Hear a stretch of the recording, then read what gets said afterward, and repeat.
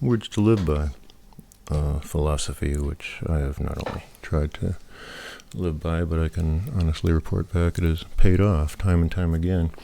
I'd like to thank all my subscribers. That's really cool. As you know, I have some at my GitHub, Musical Glass, Assembly.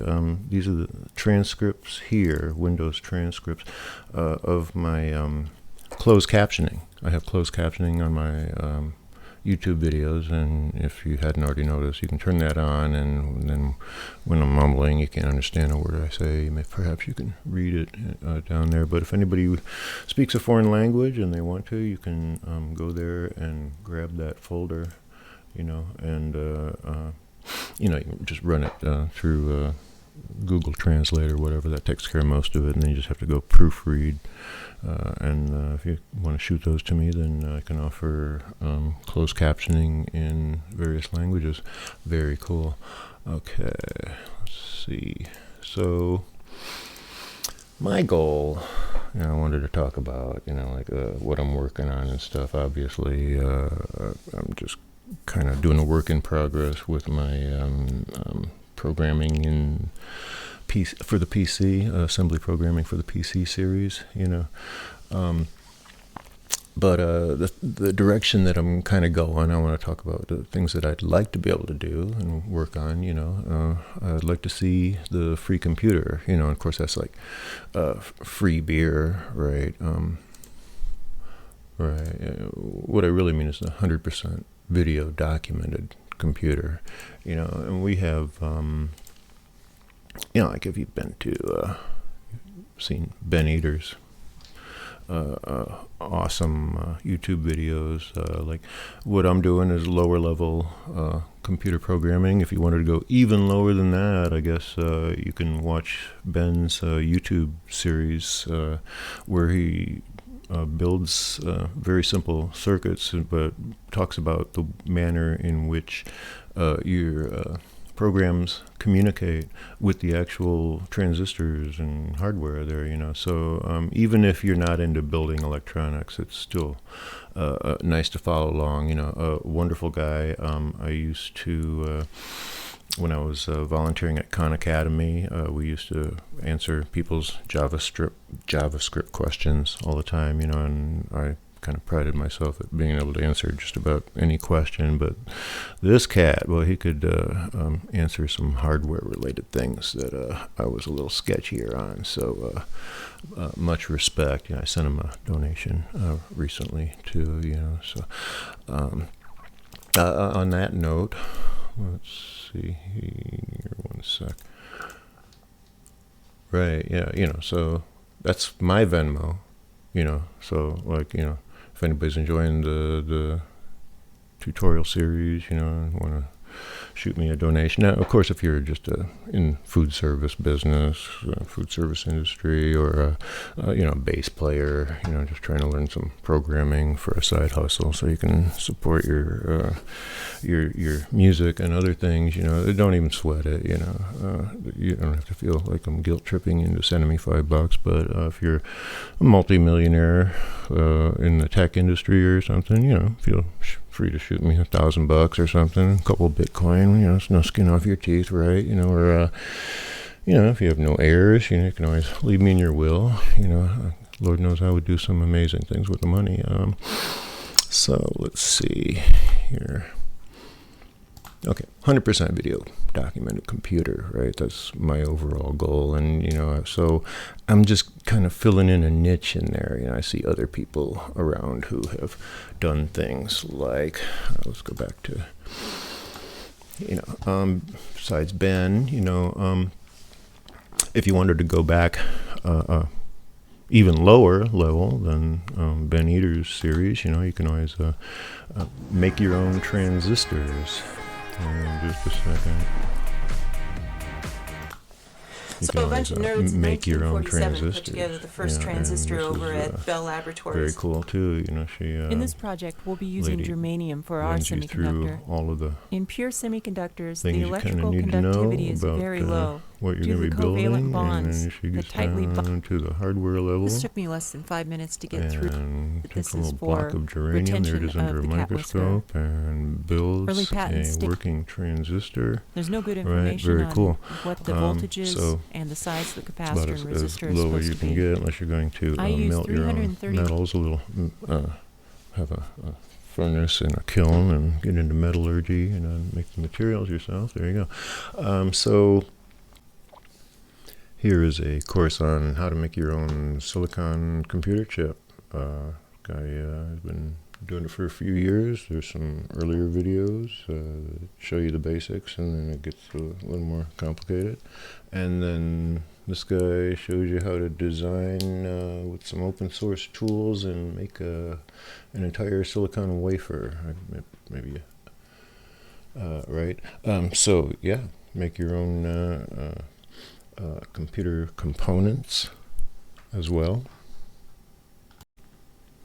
I found this one interesting. Here is a video from 6 years ago where this guy makes this circuit board with some basic logic circuits like that, right?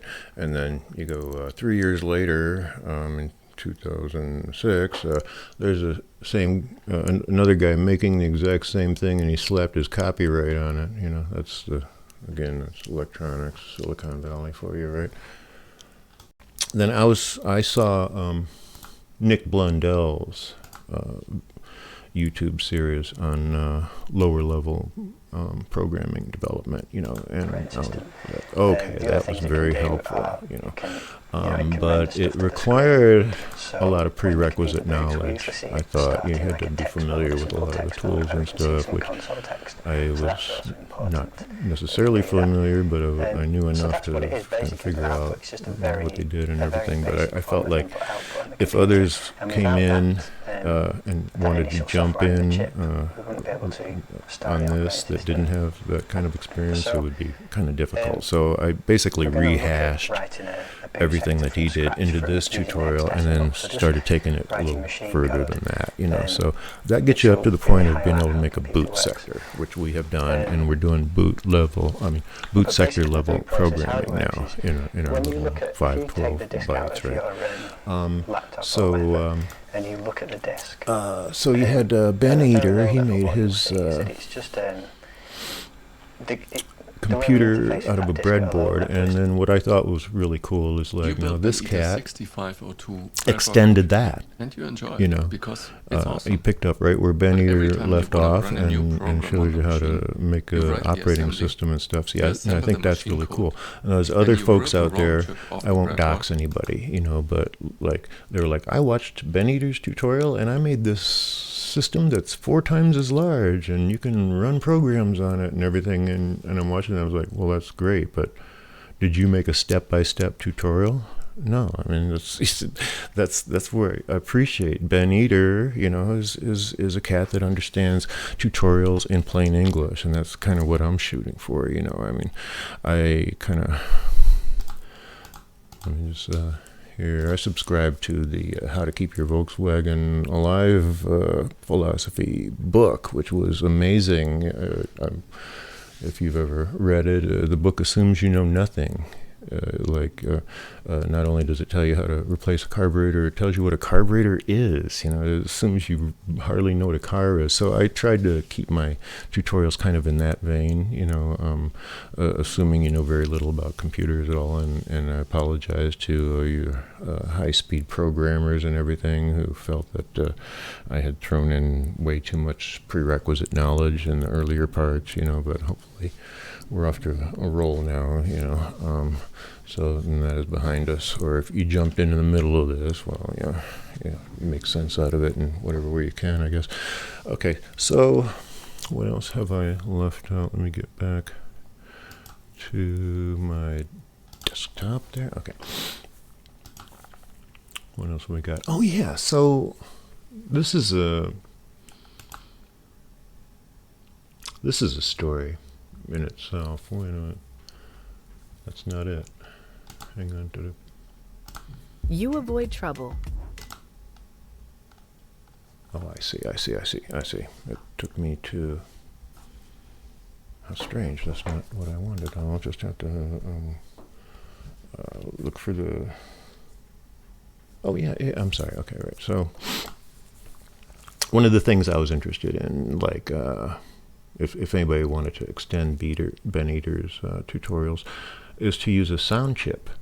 It's called a SID chip, MOS6581, which they used in early computers like the Amiga and stuff, and you can still find them floating around here. They're a little harder to get your hands on, but I didn't really know enough to. It's 16-bit.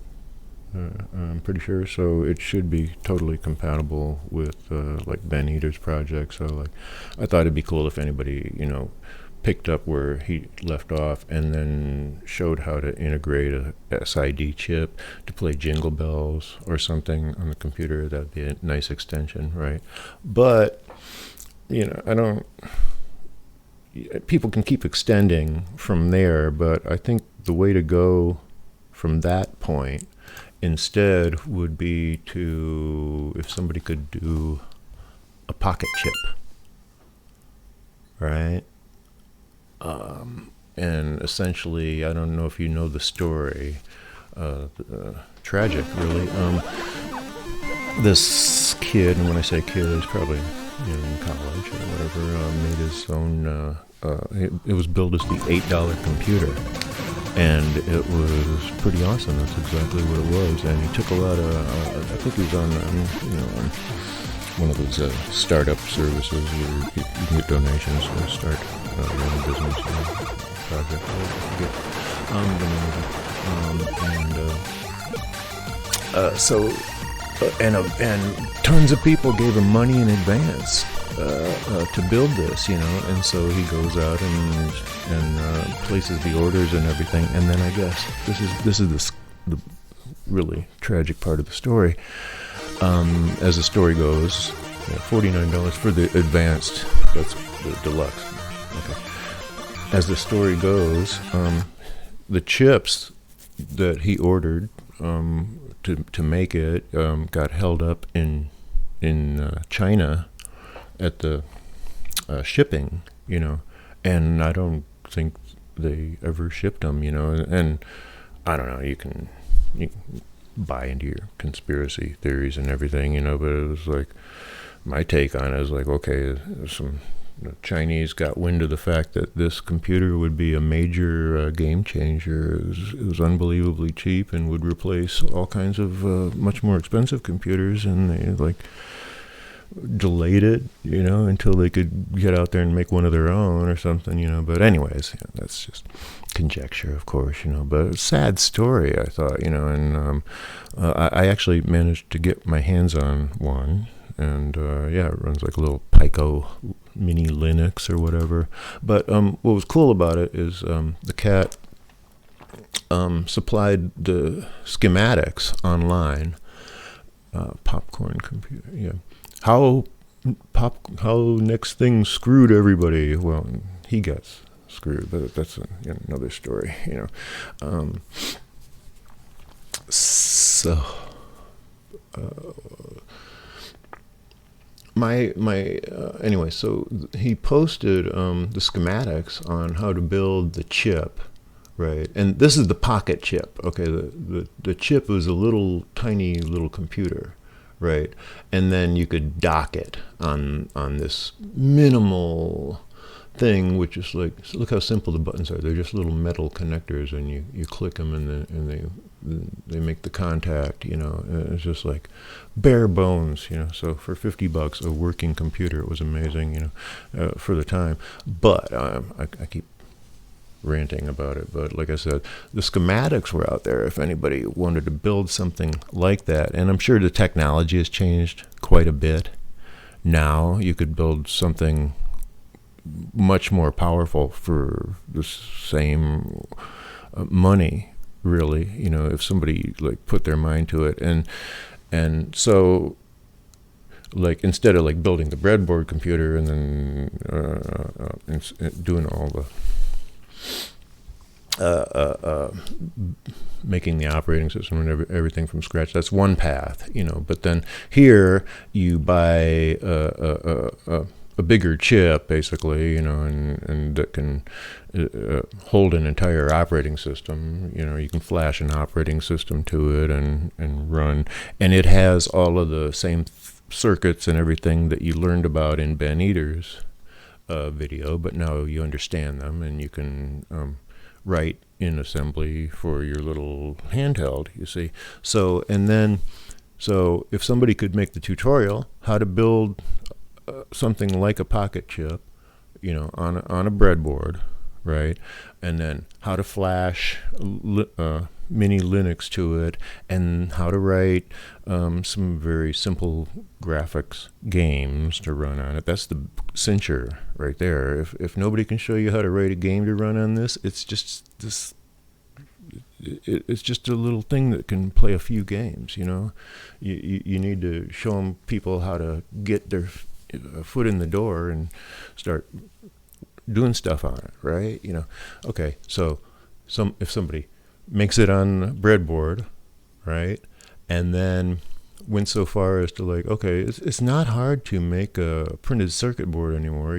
There's some software, and so then somebody can make the tutorial how to lay out the software onto a printed circuit board, and then you click print, and some service bureau makes you the actual physical hardware and can ship it to you in a matter of days. It's amazing how the technology has advanced.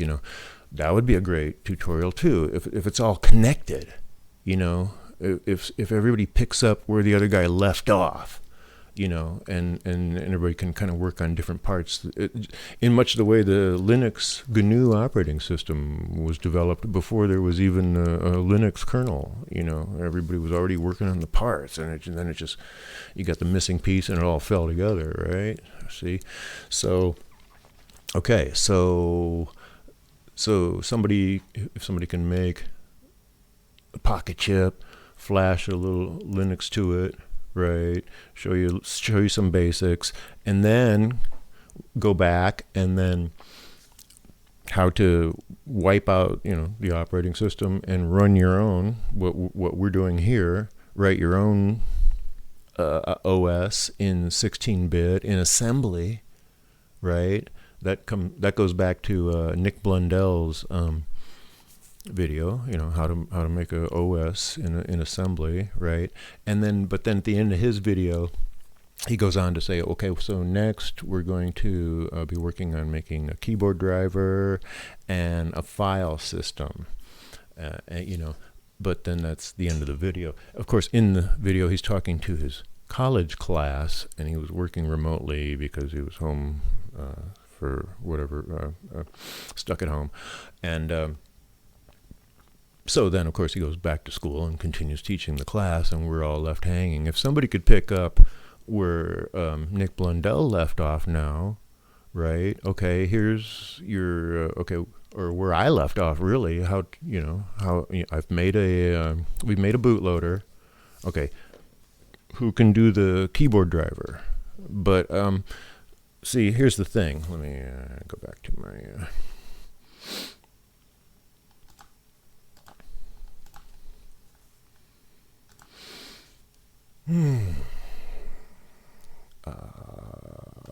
sorry. There. See, I want to build this 16-bit operating system. That's kind of like my ultimate goal.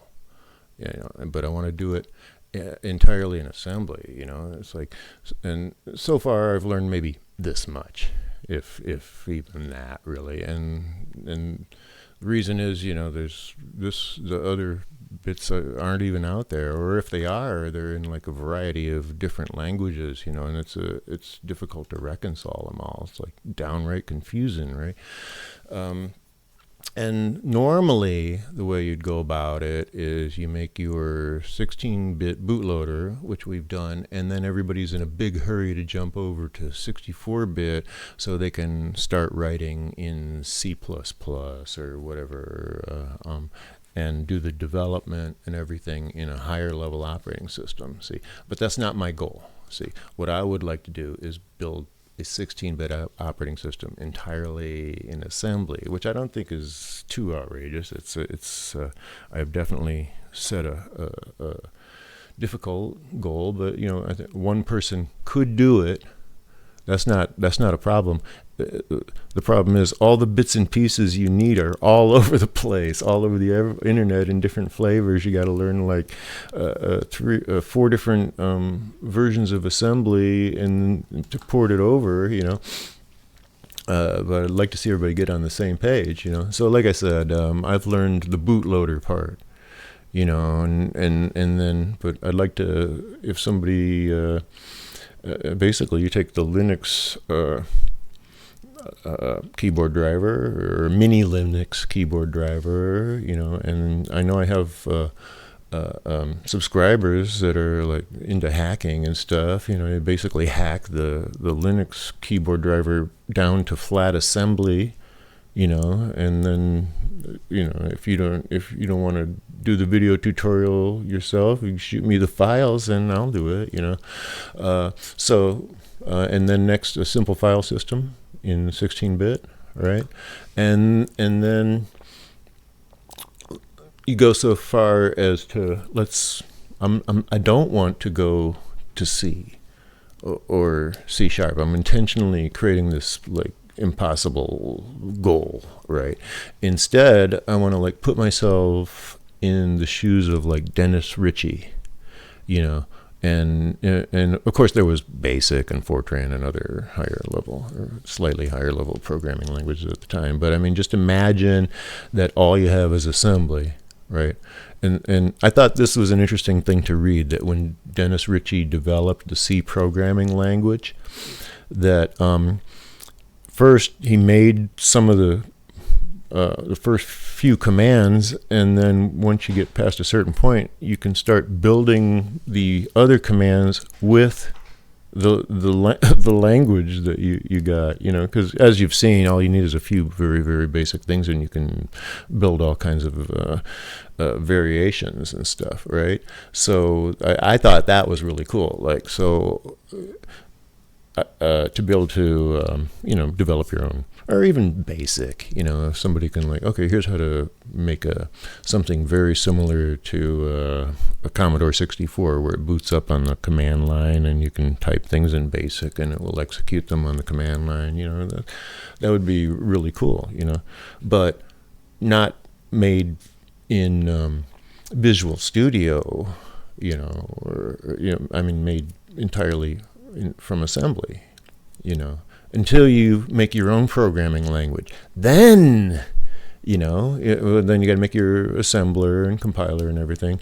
But now, even if it's like how to make Rust, I see all the tutorials are out there in C, because, Linux is all written in C, but Rust is the popular thing now, right? If you're going to go to a higher level, well, then how to make your OS in Rust, right?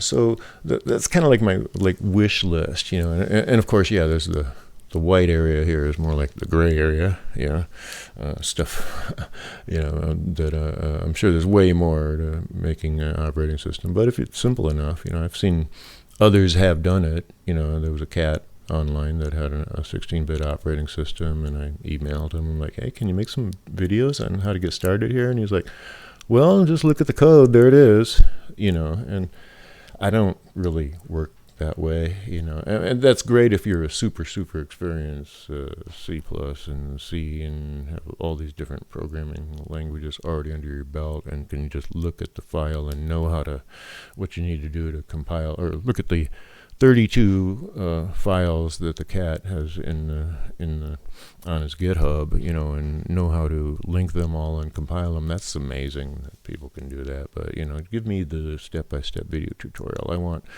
how to build it from the beginning, how to write your own system on there, get it running, and all the way up to the point of being able to write some simple games, hopefully you can, somebody will make a tutorial on maybe possibly a RISC chip even, and how to make the pocket chip using a RISC. I know the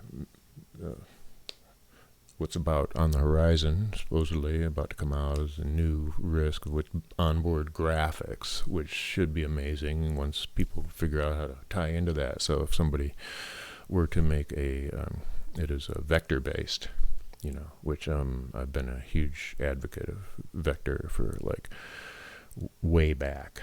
It's another story. Maybe I will include that on another video since I'm going into overtime on this one. But yeah, things that I would like to see, hopefully in the future. Let me see. Another thing I thought was interesting when I was researching teletype, and how that worked and everything, led to the discovery of Bordeaux, which kind of came after the telegraph, right?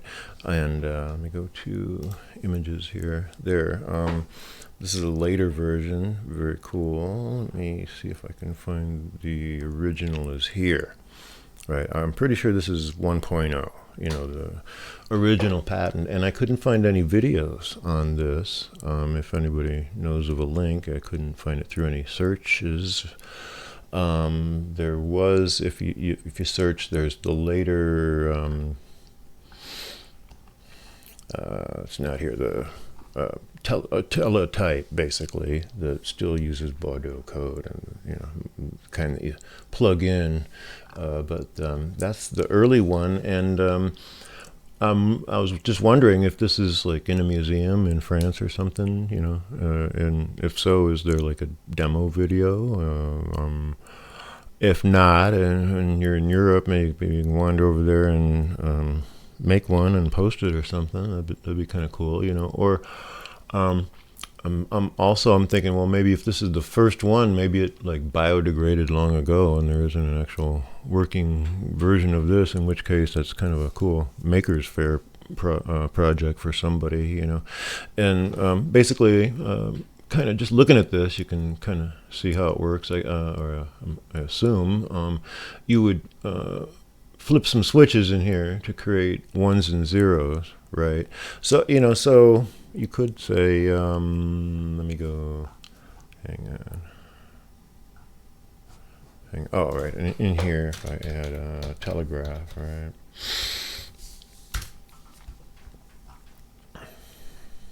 Quick shot of a telegraph.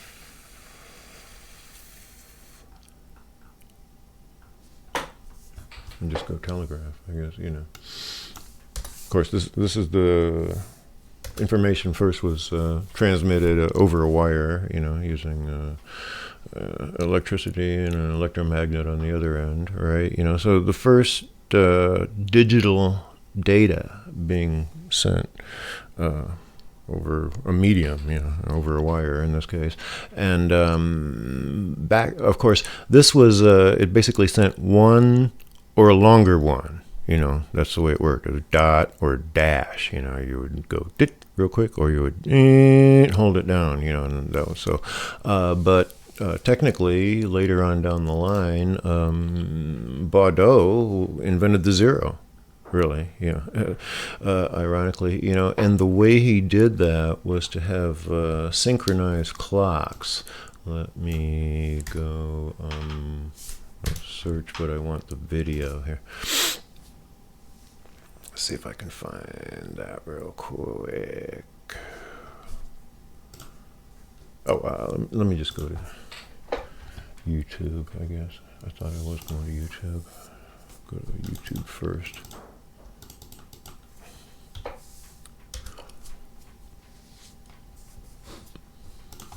There. Bordeaux telegraph on YouTube. There's a nice one. I'll just hold my mouse over it. There's what the keys look like on the later version. You would hold down different combinations of the three keys, and it would equate, it would turn it into a linear signal, right? And let me just, well, if I could pause, apparently the guy can't keep the camera on the subject matter there. Thanks a lot, dude. Good for you. Thank you. There, we'll do this. And pause. Thank you. I didn't want to go to an ad. So essentially the way it worked, you'd key in your code here, much like a trumpet player. I guess they had 3 keys to work with, so anybody from the orchestra would be able to take to this pretty quickly, I think. I'm just playing notes, on the scale, not a problem. So when you got 2 additional over on the other hand, I'm wondering if the inventor actually played a brass instrument. So what happens is when the little thing goes around, it makes contacts, and then it sends the data over linearly, right, over the wire. And then on the other side, it is the receiver over here is synchronized. You see? Let me just go back there. You can briefly see it, and the way that is accomplished, of course, is with a simple clock mechanism. Clocks had been around for a century, whatever. At that point, pretty common. Here in this illustration, it looks like it's taken about 1001, 1002, 1003, about 3 seconds, but it's probably slowed down for demo purposes. And I would guess the original probably took about 1 second, and then the receiver was made so it could actually do a little bit of mechanical stuff. A typewriter was already around, you see. So now it could take those signals and convert them to a typewriter code, and it could print out text on the other side. So this is like the link that I think seems to be missing on YouTube, anyways. But if anybody ever wanted to make both. Let me go back to, I'll do it this way. Images.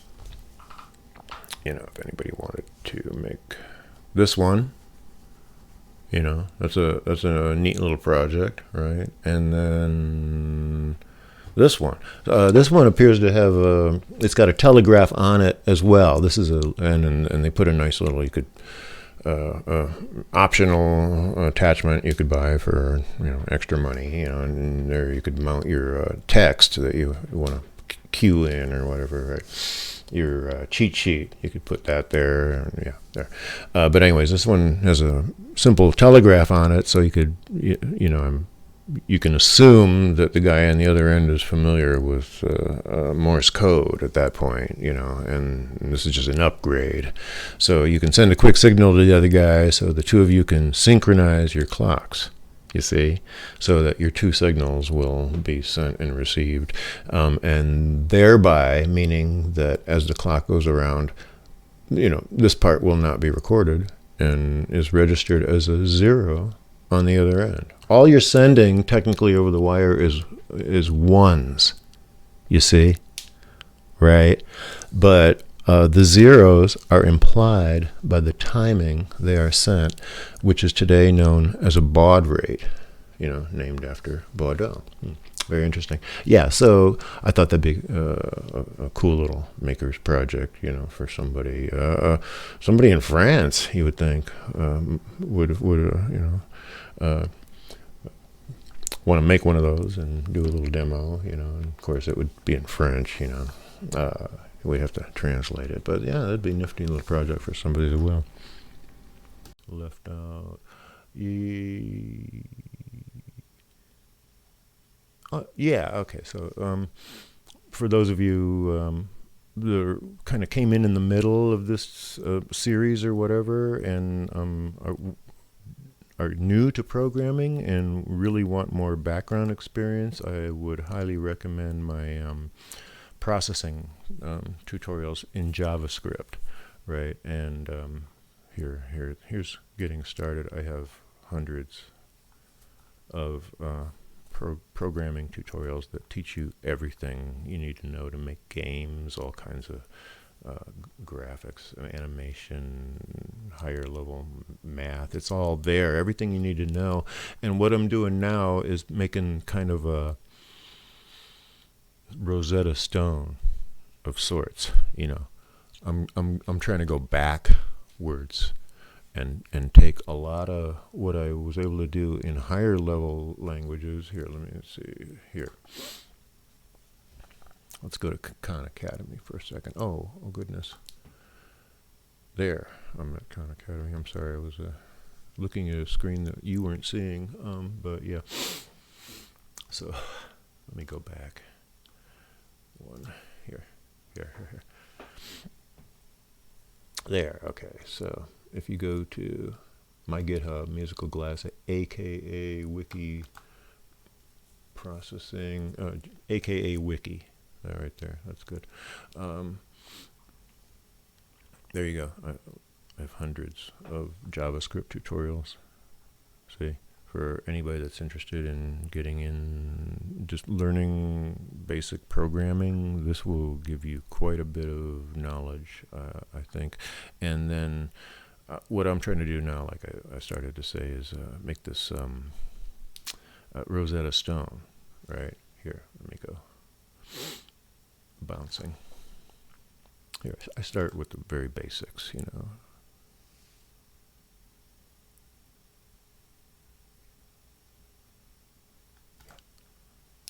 There, how to make a ball that bounces off the walls and stuff, and how to do collision detection and all your simple stuff. Okay, so now I'm trying to go back and do a lot of this in assembly, which is a magnanimous task, I understand, and quite laughable, probably many would say, because of the limited graphics capability of the x86. And in fact, earlier computers, there were ones that had far superior graphics to the x86. It's, your Amiga, your Commodore 64 were more graphic related, but of course IBM and Intel wanted to get into the business machines business, and they did not think that graphics was that big a deal. So it never went past a certain point. I mean, yeah, you can do amazing stuff today on your computer because it has a video card